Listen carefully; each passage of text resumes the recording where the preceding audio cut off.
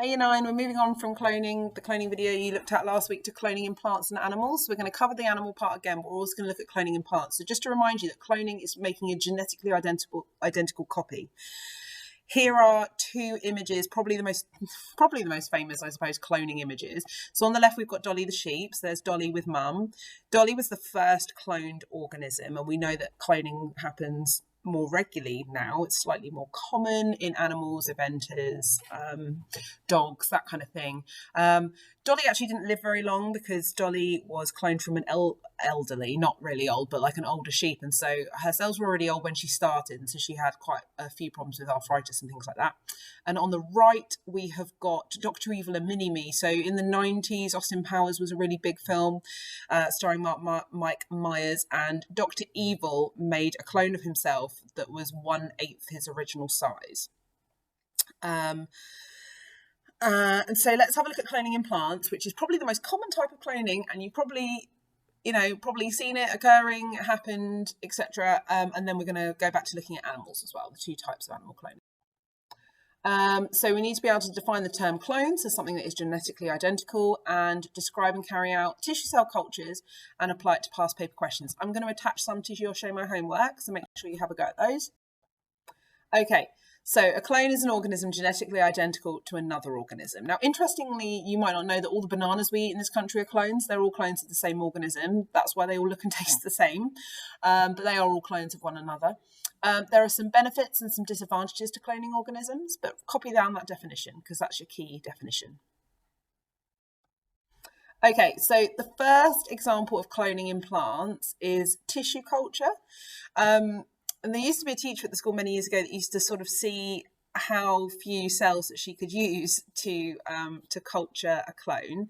So tissue cell culture is you take a parent plant and you scrape a few samples of cells onto an agar plate, which is a growth medium with loads of nutrients and stuff.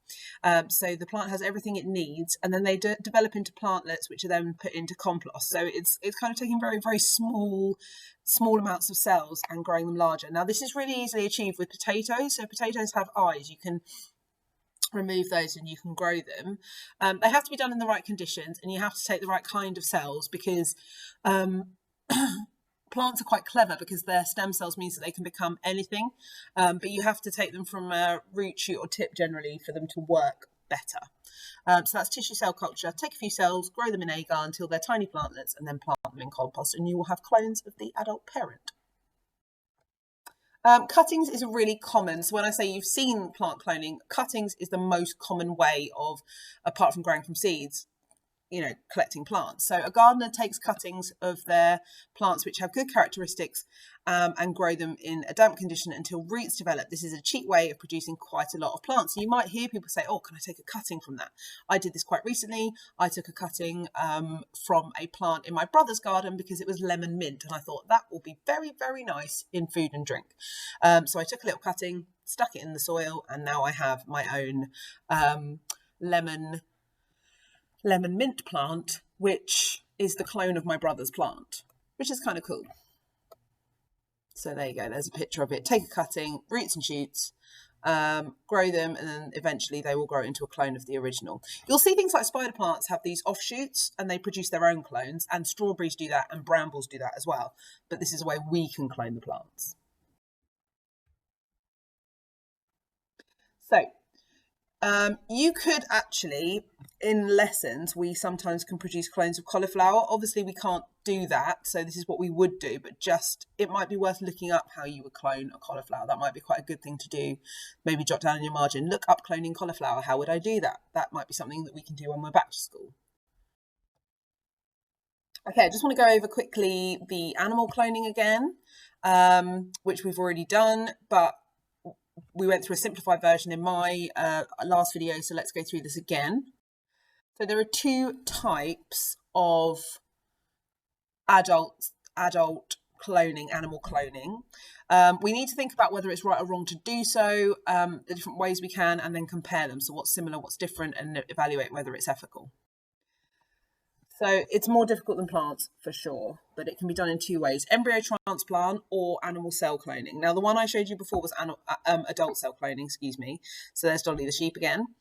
So we're going to look at embryo transplant. So what we can do is we can have an embryo. So that is after the fertilization of an egg, we have a zygote, and that multiplies via mitosis and makes an embryo. If we remove that embryo from the female, or we might have made it in a petri dish, you know, it could be either, we could separate out that embryo, and then that embryo will then produce four, or in this case four. So let's have a look at the top. We've got this embryo. The next stage down, we've separated the embryos out, allowed them to develop into a larger embryo each, put them into four different surrogate mothers, and then producing four identical offspring. Now, this would be good if you've got, particularly for the dairy industry, which is why I assume they've got cows, if you've got four great meat producers, four great milk producers, etc. So we take an embryo, we split it, we allow the embryos to grow, we implant them in surrogate mothers, and then all of the offspring will be identical clones to the initial cluster of embryos.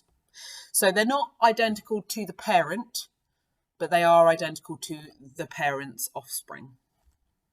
So I suppose if we were doing this, if we were trying to put it into human terms, this would be a case of if a woman became pregnant and had an embryo, so up to about 4 weeks, if we remove that embryo, allowed them to grow and put them into four different mothers, you would have four identical babies, but they wouldn't look identical to the mother or father. They would be the genetic mix of the both.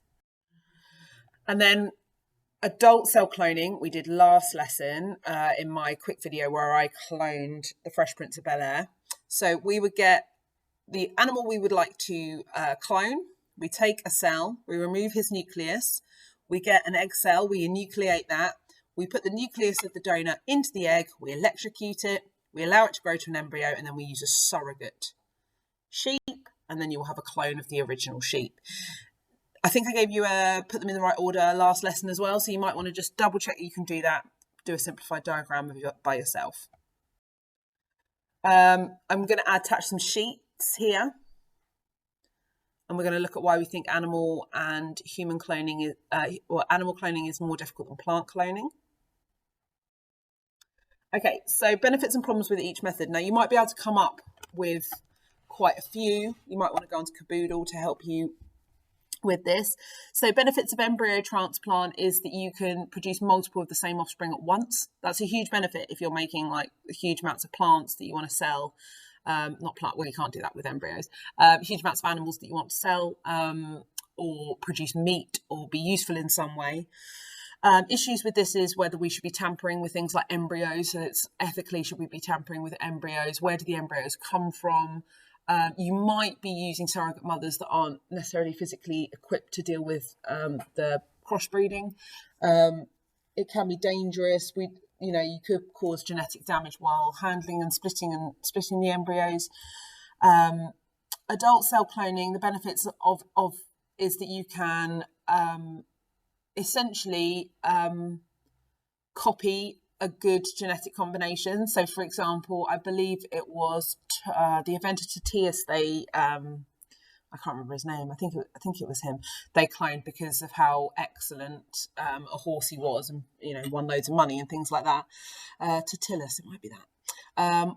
Also, benefits of adult cell cloning is that you can think about, so Barbara Streisand cloned her dog because she loved that dog. And so she's done that several times as far as I'm aware. So it means, but then it opens up problems like, should we be cloning organisms that have died? Could we clone extinct organisms? Could we bring people back from the dead as a clone? Huge disadvantage of adult cell cloning is that the age of the organism that you are cloning, the cells will start off that age. So you will have potentially, so let's say I cloned myself, my clone would have 35-year-old cells and DNA, which means that they won't replicate as well, and they will have potentially a lot of health problems. So that can also be unethical.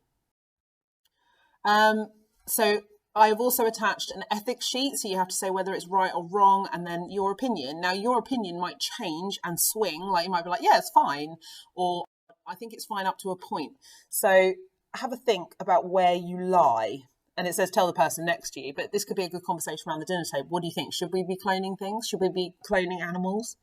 I mean, cloning plants has been something we've done for a long time. Could there be dangers involved in that as well? It's a good discussion to have. So I've given you 4 types of cloning. See if you can summarise them down to one bullet point in each, just to summarise them, because that really allows your brain to think a little bit harder.